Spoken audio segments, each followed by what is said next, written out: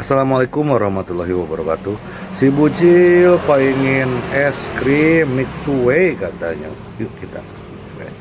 Bab 2177 sampai bab 2178. Namun sebelum sampai di Huaduo, Li Fugui masuk kembali ke dalam air dan tersenyum pada paus hantu itu. Aku berkata, "Saudaraku, bisakah kamu berhenti berteriak? Aku datang ke Haijiao kali ini bukan untuk mengganggumu. Aku hanya ingin meminjam sesuatu." Begitu Li Fugui selesai berbicara, paus hantu itu meraung keras, "Tidak, saya tidak akan melakukannya."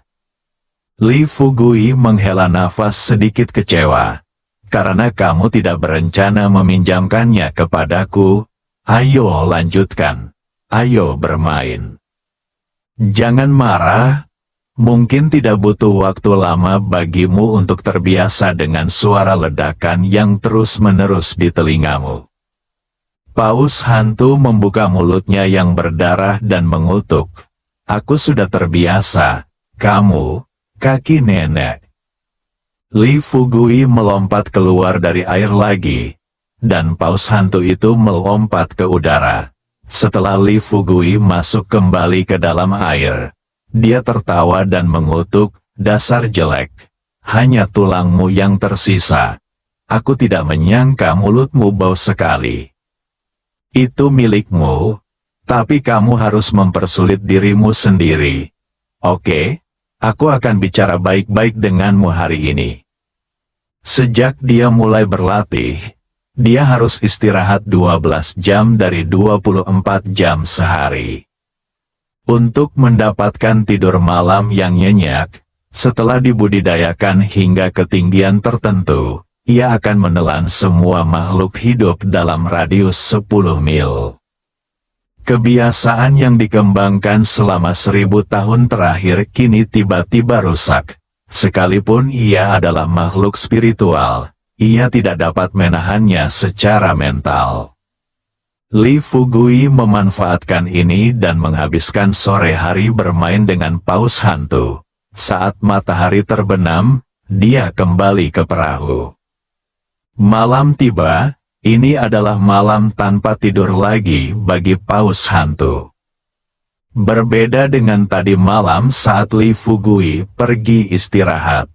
Malam ini, Li Fugui tidak pergi ke kamar untuk tidur.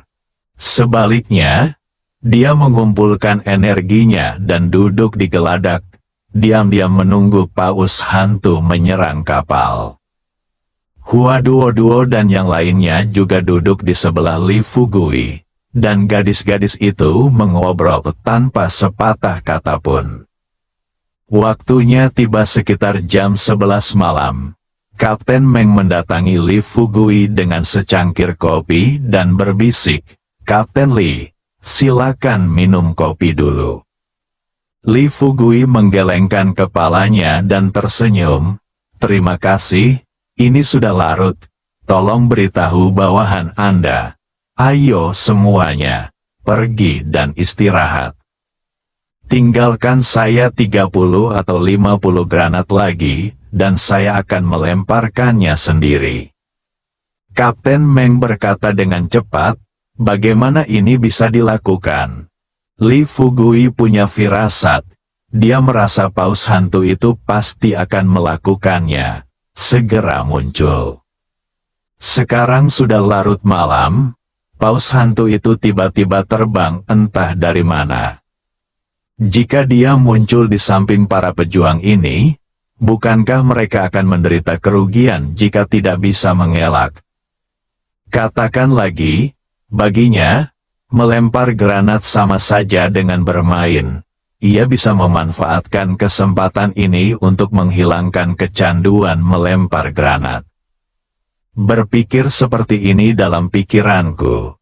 Tepat ketika Kapten Meng hendak menolak lagi, Li Fugui melanjutkan, "Tentu saja. Saya mengaturnya seperti ini. Pasti ada alasan untuk pengaturan ini. Melihat misi akan segera selesai, Saya tidak ingin melihatnya pengorbanan yang tidak perlu. Setelah mendengar ini, ketika kata pengorbanan diucapkan, Kapten Meng tiba-tiba berkata dengan emosi, "Kapten Li, Anda terlalu khawatir. Sejak kami mengenakan pakaian ini, kami bermimpi untuk mati di sana medan perang." Dapat dilihat bahwa apa yang dikatakan Kapten Meng semuanya berasal dari hatinya.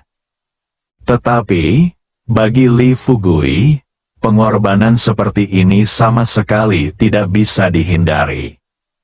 Dia memandang dengan serius, menatap Kapten Meng dan berkata kata demi kata, "Kapten Meng, saya tahu apa yang Anda pikirkan.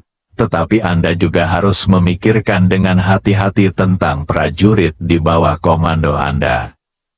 Semuanya berusia awal 30-an, dan ada senior dan junior. Jika itu benar-benar diperlukan dan Anda harus membawa paket peledak, dapat dimengerti bahwa Anda akan berkorban. Tetapi sekarang, bahkan jika Anda tetap di sini, itu tidak akan terjadi.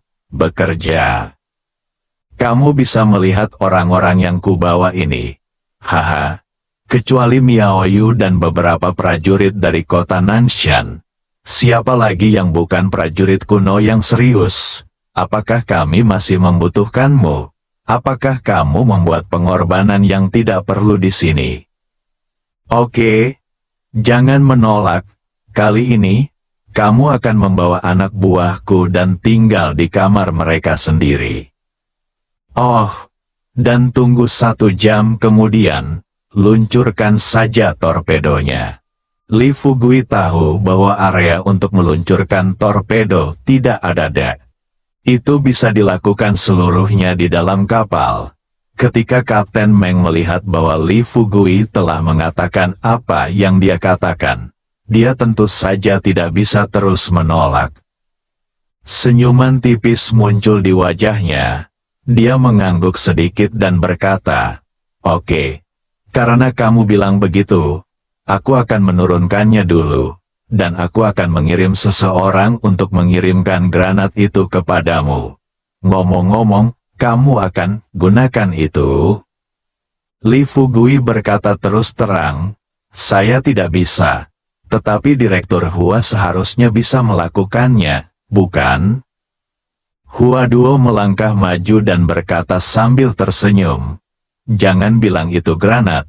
Meskipun saya diminta melakukannya mengemudikan kapal perang ini, saya tidak akan melakukannya, tidak masalah sama sekali." Kapten Meng dengan cepat mengacungkan jempol pada Hua Duo dan berkata sambil tersenyum, "Direktur Hua hebat." Hua Duo dan lainnya tertinggal di geladak. Bulan cerah menggantung tinggi di langit. Li Fugui bermain dengan ranjau darat yang ditempatkan di sebelahnya.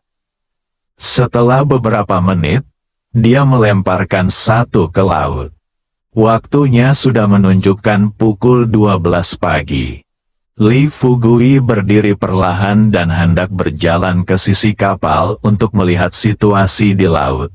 Tanpa diduga, kolom air setinggi puluhan meter tiba-tiba muncul di laut.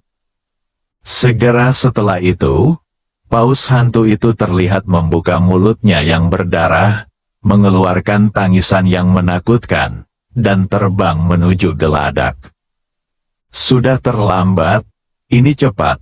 Li Fugui berteriak langsung kepada Zhen Tianhou dan Unicorn. "Zhen Tianhou, Unicorn, ayolah." Zhen Tianhou dan Unicorn keduanya adalah makhluk spiritual yang telah mengalami banyak pertempuran sengit. Mereka tidak cocok untuk menghadapi paus hantu.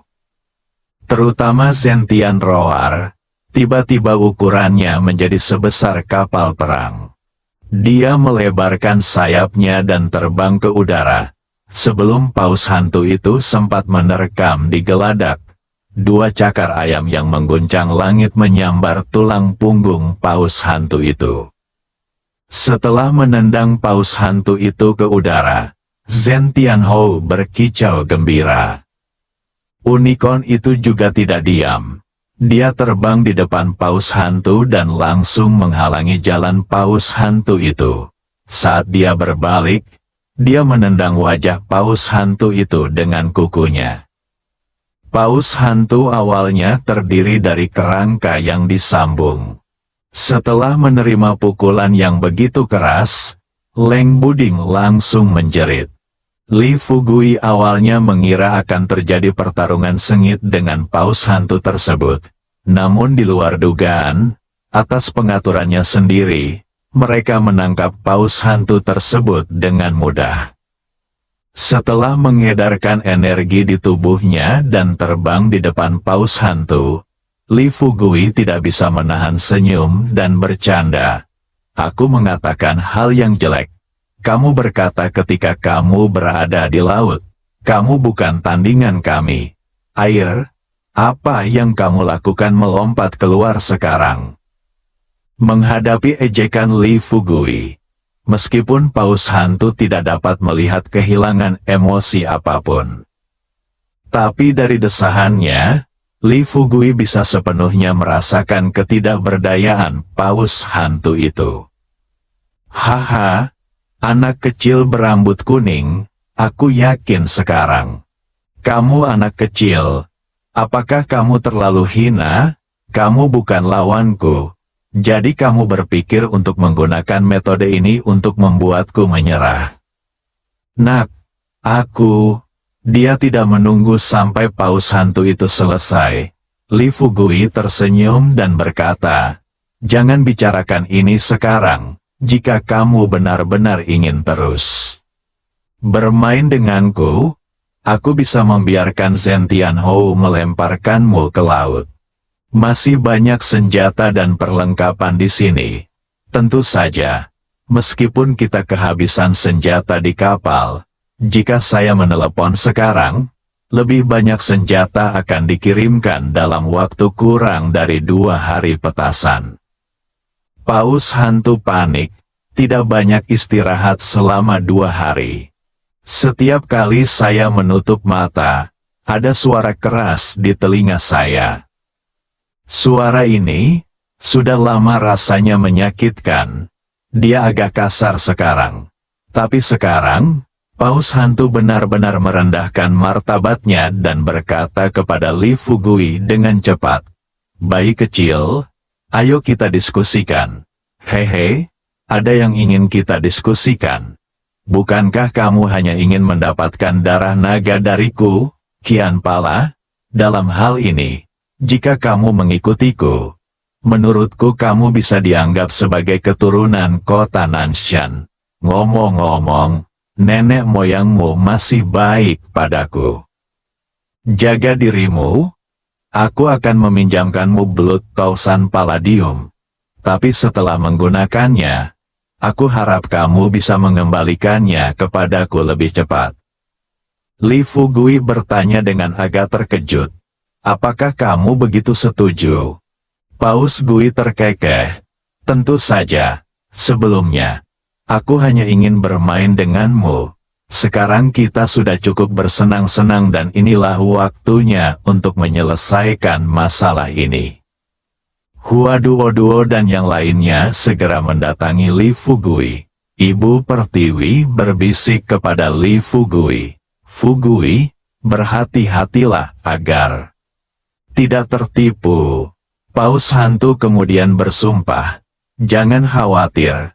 Saya tidak akan pernah berbohong kepada Anda.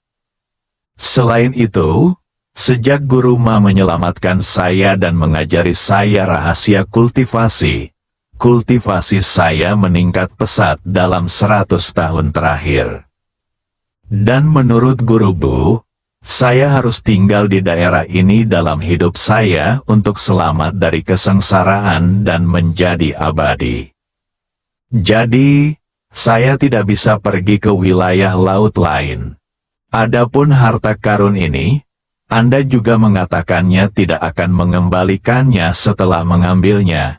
Jadi mengapa saya harus begitu pelit?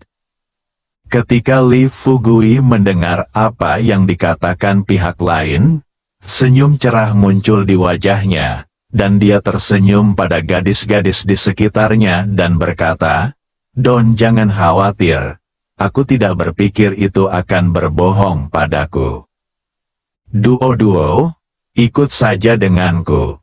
Saat ini, Yuzen juga berdiri dan berkata sambil tersenyum, "Aku juga ingin pergi bersamamu." Paus hantu itu tampak sedikit tidak berdaya, berkata, "Jangan khawatir, aku benar-benar tidak akan lari."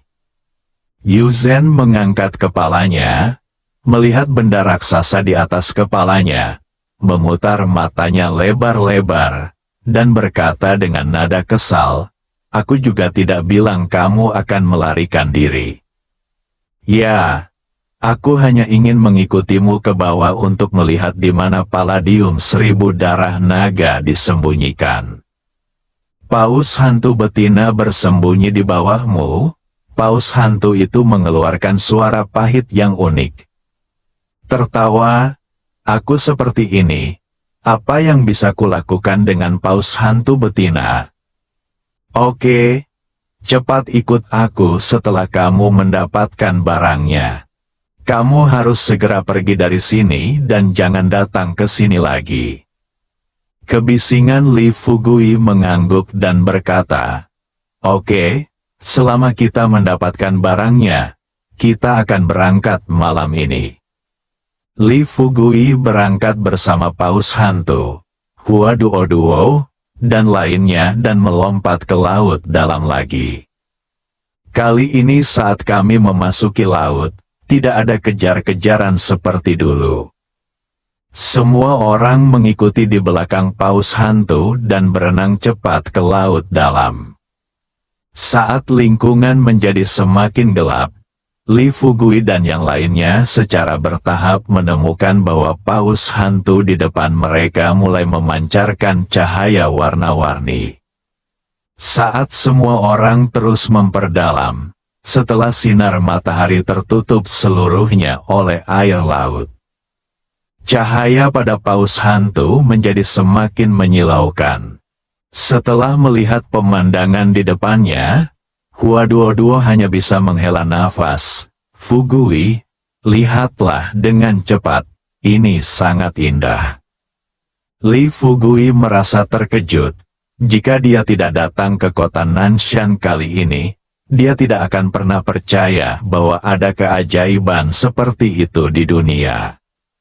Ibu Pertiwi mengikuti di samping Li Fugui, Hua Duo dan yang lainnya, memandangi paus hantu yang berkedip dengan cahaya warna-warni di depannya.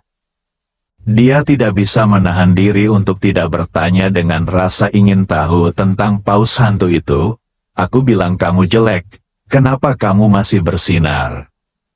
Bagaimana paus hantu punya waktu untuk menjawab pertanyaan-pertanyaan berantakan yang diajukan semua orang saat ini? Ia hanya punya satu pemikiran sekarang, yaitu dengan segera memberi orang-orang ini darah naga 1000 Palladium. Dan setelah mereka pergi, aku bisa tidur nyenyak. Berpikir seperti ini, paus hantu itu melaju kencang dan berenang ke laut dalam. Melihat paus hantu itu terdiam, Ibu Pertiwi bertanya kepada Li Fugui dengan suara rendah, "Fugui, menurutmu mengapa dia berhenti berbicara?" Li Fugui terkekeh dan berkata, "Bukankah ini sederhana? Menurutku dia hanya punya satu pemikiran sekarang, kalau begitu tidur saja." Setelah itu, Li Fugui berkata kepada paus hantu kata demi kata, "Saudaraku, jangan berlari terlalu cepat. Mari kita ngobrol sebentar." Paus hantu itu mengomel dengan marah, "Kamu benar-benar mengira aku sama bodohnya dengan kalian. Apakah menurutmu bolamu sakit? Cepat ambil barangnya nanti. Kalian harus segera meninggalkan sudut laut. Aku tidak bisa tidur hari demi hari." Aku benar-benar tidak tahu siapa yang membuatku tersinggung kehidupan terakhir.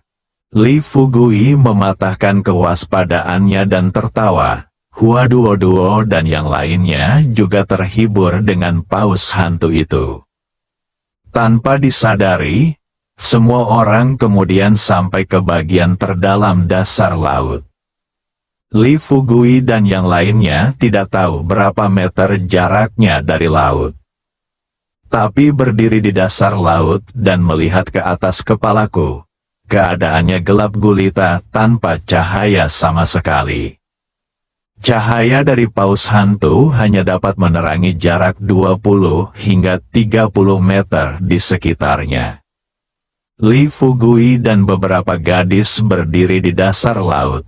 Melihat sekeliling, Li Fugui melihat tidak ada apa-apa di sekitarnya. Dengan rasa ingin tahu, Li Fugui bertanya kepada paus hantu itu, ngomong-ngomong, di mana benda itu? Paus hantu itu berkata dengan tidak sabar, kalian semua minggir. Li Fugui dengan cepat membawa beberapa gadis dan berenang lebih jauh. Paus hantu itu tiba-tiba menggunakan kekuatan yang ada di tubuhnya. Saat berbalik, ekornya yang terbuat dari tulang justru menghasilkan kekuatan yang sangat besar.